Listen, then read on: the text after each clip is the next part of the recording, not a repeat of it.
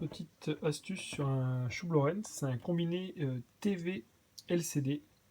Le modèle c'est un LT22 26383. Donc voilà, il est rentré récemment pour un problème assez simple. Problème redondant, il avait du son et au bout d'une demi-heure, 20 minutes, il perdait l'image. Donc on a fait un peu le tour de l'appareil qui est assez vite fait, hein, vous voyez. En plus là, sur ces appareils-là, on a un bloc allumé externe, donc facile de le remplacer. La platine principale, vu qu'on avait du son et que toutes les fonctions répondaient, bon, on l'a mis un peu de côté, à mon avis à juste titre.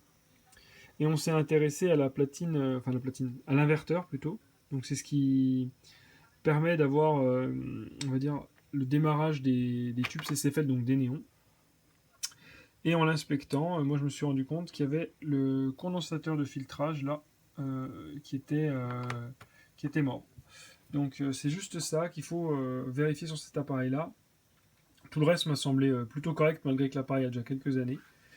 Donc c'est un 220 microfarad en 25 volts. Donc regardez la vidéo qu'on a fait sur les condensateurs, c'est la plus vieille vidéo de la chaîne en fait, c'est ça qui nous a donné envie d'en faire. Pour savoir comment le remplacer, mais je vais vous faire un résumé. Donc le 220 microfarad, il se remplace uniquement par 220 microfarad. Vous ne pouvez pas remplacer par un 1000 microfarad ou un 100 microfarad. C'est l'identique en termes de capacité. Ensuite, au niveau du voltage, vous pouvez envisager de mettre un voltage supérieur, d'accord, mais jamais inférieur. Donc là, par exemple, moi, celui que j'ai remplacé pour les tests, là, c'est un 65 volts, mais 220 microfarad. Donc il est un petit peu plus encombrant. Je l'ai soudé un petit peu plus loin de la platine pour pouvoir le déporter, pour pouvoir faire une pliure, pour pouvoir refermer mon capot comme il faut après. J'ai pas encore coupé mes pattes, hein, voilà, ça a été fait pour les essais. Et donc voilà, je voulais quand même en parler parce que c'est un exemple parfait du condensateur qui est en bon état et qui fonctionne pas. Donc pour avoir vérifié, on l'a passé au capacimètre, hein, donc avec cette option-là du multimètre. Et au capacimètre, il sortait 120 ou 130 microfarad pour 220. Donc là, caractérisé, la panne était caractérisée. Voilà. Donc ça aurait été dommage de changer un petit appareil comme ça qui est dans une chambre avec un petit combiné DVD qui est sympa. Et voilà, quoi. Donc ça c'était juste la petite astuce du jour. Sachant que sur les Schuh Lorentz, on peut avoir toutes les pièces détachées qu'on veut. La seule chose, c'est que le constructeur fait un forfait de livraison de 20 € hors taxe. Donc même si les platines sont pas très très chères, on paye déjà avec la TVA 24 € TTC pour se faire livrer une platine.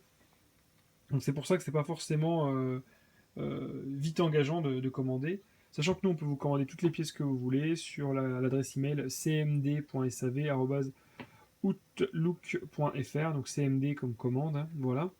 .sav@outlook.fr. Donc ça, n'hésitez pas. Par contre, me demandez pas de choses techniques sur l'adresse. Voilà, nous, on fait des petites vidéos pour le plaisir de vous montrer quelles sont les pannes, quelles sont les astuces. Par contre, on ne fait pas de la formation ni de l'aide au dépannage. Voilà, donc n'hésitez pas à nous demander si vous souhaitez commander des platines, des pièces détachées. Et aussi, j'ajoute que si vous me faites commander la mauvaise pièce, nous, on ne fait pas de retour, puisque les commandes chez nos constructeurs, c'est des commandes fermes, c'est-à-dire qu'on n'a pas le droit de renvoyer les cartes où on s'est planté de diag. C'est toute la difficulté de réparer des télés aujourd'hui pour un réparateur. Vous vous trompez, c'est le problème. Donc après, à vous de mettre en place des stratégies, de bien regarder avant de vous lancer. En attendant, j'espère que si vous avez cette télé-là, avec la même panne que nous, vous aurez pu lui sauver la vie pour quelques centimes d'euros et un petit peu de temps.